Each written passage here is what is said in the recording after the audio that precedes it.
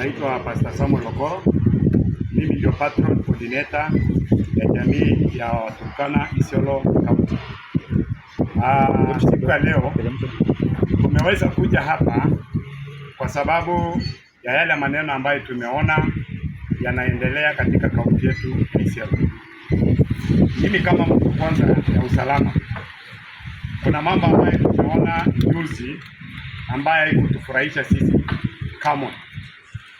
Tuliona ya kwamba kama sio Mungu ndio aliweza kuingilia kati na kuokoa MCS, saa hii kaunti ya Isiolo hatungekuwa na watu wanaitwa MCS, kwa sababu walikuja kufanya kazi yao kulingana na sheria, lakini Governor Kayole ambayo anafunga virago yake kwenda matopeni aliweza kuja na goods, na wakakuja na wakaanza kushambulia MCS wakiwa ndani ya assembly.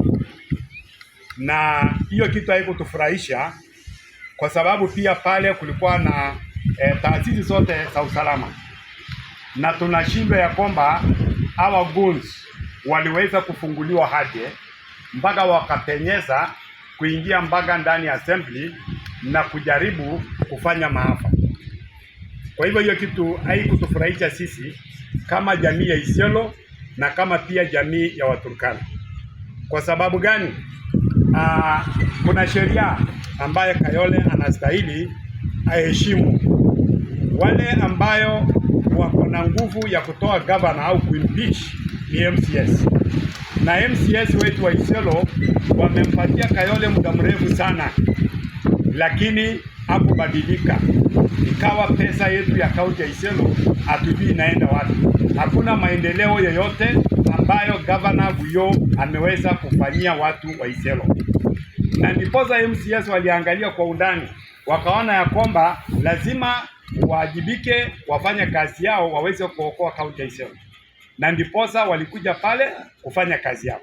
Saa hii tunaona kaunti ya Isiolo mali inaelekea. Kayole, mpaka tumeona kilipi yako wakati ulikuwa Nairobi pale. Tumeona wewe kazi yako ni kutoa tu fujo na vita na kutishia. Kwa hivyo sisi tumesema tu ya kwamba kaunti ya Isiolo tunataka iwachwe ifanye ikae vile ilivyokuwa, iwe na amani. Jamii yote ya kaunti ya Isiolo waishi kwa amani. Waishi kwa amani. Usijaribu kufuata mambo ya mwanasiasa yoyote yule ambaye anajaribu kuleta mambo ya maafa, mambo ya ukabila kuleta katika kaunti ya Isiolo. Kwa hivyo ndiposa tuko hapa siku ya leo, tunasema ya kwamba serikali waweze kuingilia kati. Hata hii mambo ambayo inakuja kufanyika kesho kutwa, tunataka serikali waajibike. Tunataka serikali waajibike. Mali ambayo pale ile nyumba ya assembly, hatutaki mtu yote akaribia pale. Tunataka pale iwe na ulinzi ya kutosha, na MCS wawachwe wafanye kazi yao mpaka dakika la mwisho. Kama ndugu yetu Kayole anaona ya kwamba yeye, kwa sababu ni ukweli, hata toboa, hata akifika kwa Senate pale atakaribishwa vizuri sana, kwa sababu MCS wameamua kufanya kazi yao. Tunaomba Kayole, wewe kaa chini, heshimu sheria, wacha tu sheria ifanye kazi yake. Kama Senate watakuuliza, kuna pia koti. Sasa wewe fuata sheria tu. Hii mambo ya kulete goons, ukuja kujaribu kuua watu, tafadhali hiyo mambo wacha. Kwa sababu Isiolo sio Nairobi, ndugu yangu. Isiolo sio Nairobi. Vile wao unaleta hiyo watu kutishia watu hapa, watu wa Isiolo sio watu wa kutishwa. Watu wa Isiolo sio watu wa kutishwa. Na ndiposa siku ile sisi wengine hatukutaka vijana wakuje hapa, kwa sababu kama vijana wetu wangeriact, hii Isiolo haingekalika.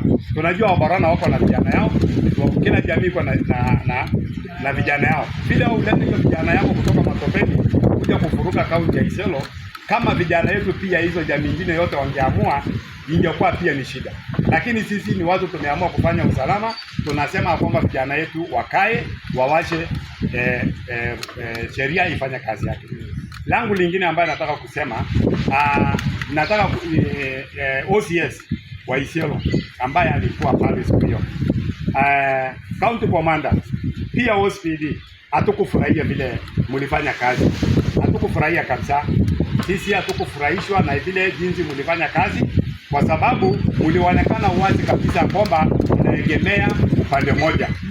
Kama sio JSO ambayo walikuja na kifaru, kama sio NPR ambayo walikuwa pale, walikuwa wameitwa na OCS. OCS ndio alikuwa ameita wale NPR, akawaita ya kwamba kujeni muweke ulinzi. NPR wakakuja kufanya kazi yao, na wakati ambaye marizazi MCS walipigwa marizazi, walipiga nduru, na kwa hivyo wale askari walikuwa pale lazima wangeajibika kwa kazi yao, na ndiposa pia walifyatua marizazi juu wakatawanya wale goods, na ndiposa gari ya kifaru ya jeshi wakakuja wakaokoa wale MCS.